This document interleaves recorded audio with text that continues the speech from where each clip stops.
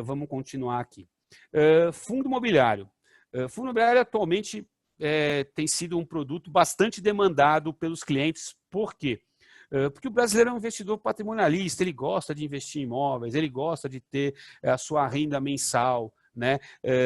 Aí o investidor começou a perceber que investir em imóveis, às vezes, é mais complicado e dá mais dor de cabeça do que investir em fundos imobiliários.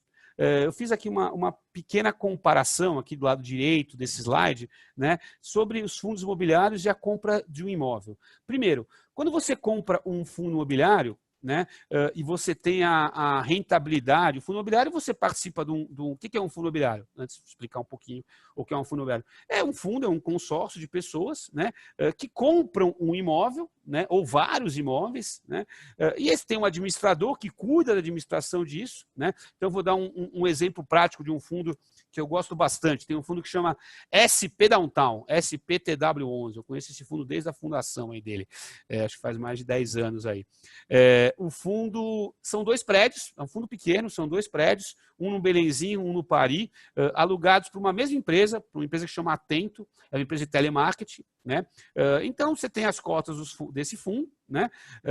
As pessoas que são cotistas desse fundo recebem o quê? O seu percentual, vamos supor que você tenha 10% desse fundo, e esse fundo o aluguel desses 2 prédios, somando aí, dá 100 mil reais. Né? Você tem aí uma taxa de administração, vamos supor aí de 1%, né?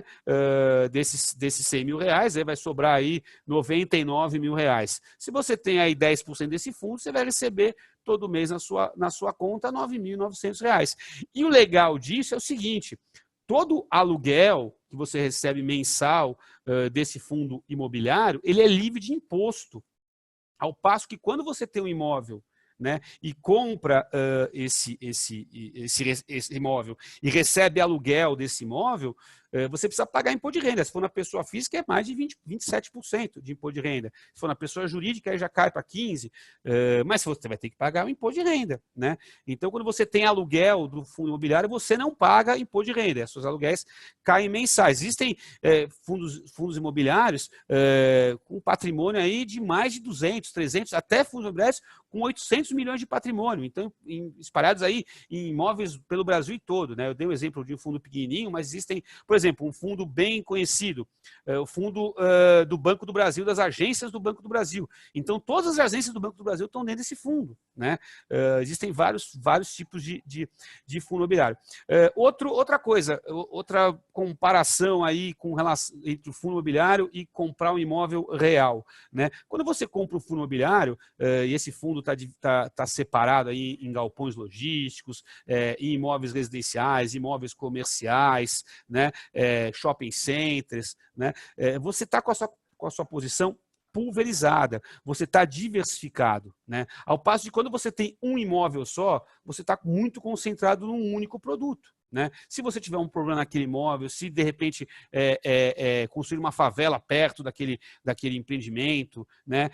Ou se tiver algum problema de zoneamento, então você está sujeito aos problemas de um imóvel só. Ao passo de quando você investe num fundo, esse risco é pulverizado. Outra coisa, quando você investe no imóvel, você que muitas vezes tem que fazer, você pode terceirizar a administração, mas muitas vezes você tem que fazer a administração. E não é legal você lidar com inquilino, lidar com problema de síndico, às vezes IPTU, que você está com imóvel desalugado e você precisa pagar, o condomínio. Né?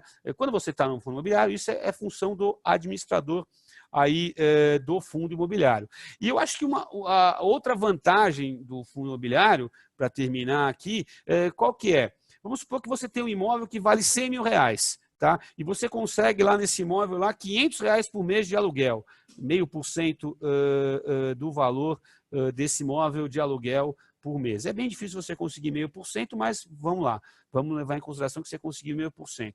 Mas lá, paga imposto de renda, tal, vai sobrar lá 0,40 do valor, 400 reais por mês que você tem limpo na tua mão desse imóvel que você está alugado aí, que vale 100 mil, que está alugado por 500 reais. Você com 400 reais, você consegue comprar um pedacinho do vizinho? Não consegue.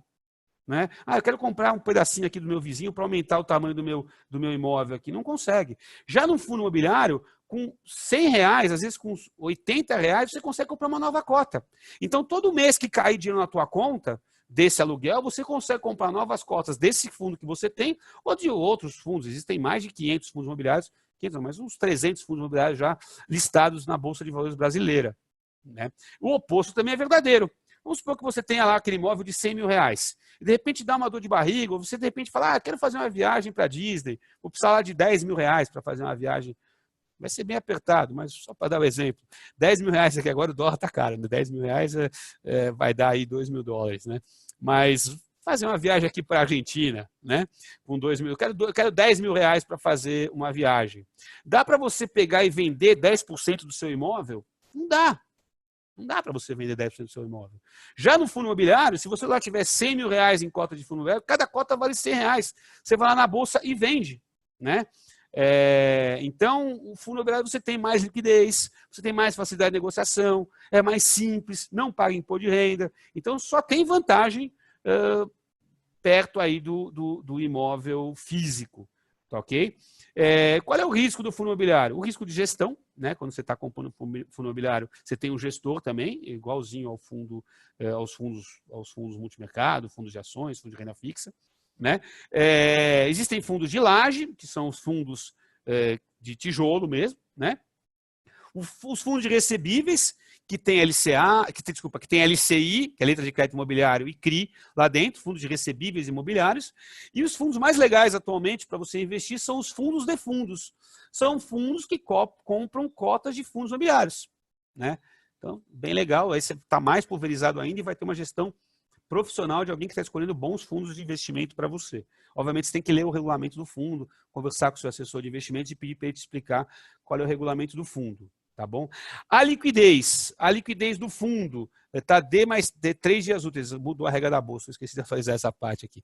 A liquidez é em 2 dias, tá bom? Você vendeu a cota do fundo imobiliário na bolsa, 2 dias úteis depois, você recebe o seu dinheiro na sua conta da corretora.